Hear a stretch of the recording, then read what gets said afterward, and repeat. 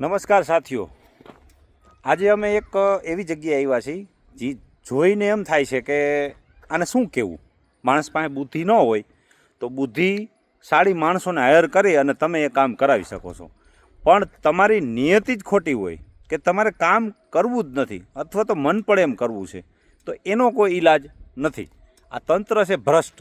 હવે તમે જુઓ કે અમે અહીંયા એક તમને થાંભલો બતાવી છીએ. આશરે આ 80 ફૂટ રોડ છે. 80 ફૂટ રોડમાં વચ્ચોવચ્ચ આ થાંભલો છે. તમે જુઓ આ થાંભલો મારી પાછળ જે મારા મિત્ર બતાવે છે એ થાંભલો વચ્ચોવચ્ચ છે. જુઓ તમે. હવે આ થાંભલો હટી શકે પણ હટાવ્યો નથી, એમને રોડ દાબી દીધો છે. હવે આગળનું તમને મારા મિત્ર કહેશે કે આનું શું હોવું જોઈએ ને શું થઈ શકે છે. હવે તમને હું બતાવીશ. તમારા દિલીપસિંહ વાઘેલા. નમસ્કાર દોસ્તો, જય હિન્દ. હું અત્યારે રાજકોટના વોર્ડ નંબર 18ના કોઠારિયા પાસે આવેલા સિલ્વર પાર્કમાં હું અહીંયા અત્યારે પહોંચ્યો છું. આપને એ દ્રશ્યો બતાવવા માગું છું કે જ્યાં 80નો રોડ આવેલો છે. એ દ્રશ્યો હું આપને એટલા માટે બતાવવા માગું છું કે આ કાયદેસરનું મહાનગરપાલિકાએ બુદ્ધિનું પ્રદર્શન કર્યું છે. જેમ કે એમની પાસે ભણેલા ગણેલા એન્જિનિયરો છે, છતાં પણ આવા બુદ્ધિના પ્રદર્શનો ક્યારેક તંત્ર કરતું હોય છે. અને આ રોડ માત્ર કદાચ એટલા માટે બનાવવામાં આવ્યો છે કે આવનારા 3-4 મહિનામાં આગામી ચૂંટણી મહાનગરપાલિકાની આવેલી છે, એટલે લોકોને સારું લગાડવા માટે તાત્કાલિક યુદ્ધના ધોરણે આ રોડ બનાવી નાખવામાં આવ્યો છે. સારું કામ છે, રોડ બનાવવા જ જોઈએ.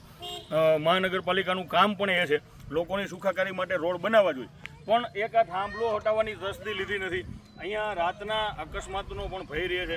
અત્યારે કોઈ 2 ભાઈઓ છે અહીંયા, એ આમાં જે હું તમને આ દ્રશ્યો બતાવી રહ્યો છું એ પીળા કલરની જે રેડિયમ આવે જે અકસ્માત ન થાય એટલા માટે અહીંયા લગાડે છે. પણ કહેવાની મારી વાત એ છે કે આવું બુદ્ધિનું પ્રદર્શન ન કરવું જોઈએ. જે સત્તાધીશો છે એમના દ્વારા કદાચ અરજી કરવામાં આવી હોય તો જીબી દ્વારા આ તાત્કાલિક યુદ્ધના ધોરણે આ 2 થાંભલા એ લોકો ફેરવી પણ શકે છે. તો ફરીથી એકવાર હું ને મારા મિત્ર દિલીપભાઈ ઓરા આપને જે મહાનગરપાલિકા દ્વારા બુદ્ધિનું પ્રદર્શન કરવામાં આવ્યું છે એ બતાવવા માટે અહીંયા આવ્યા છીએ.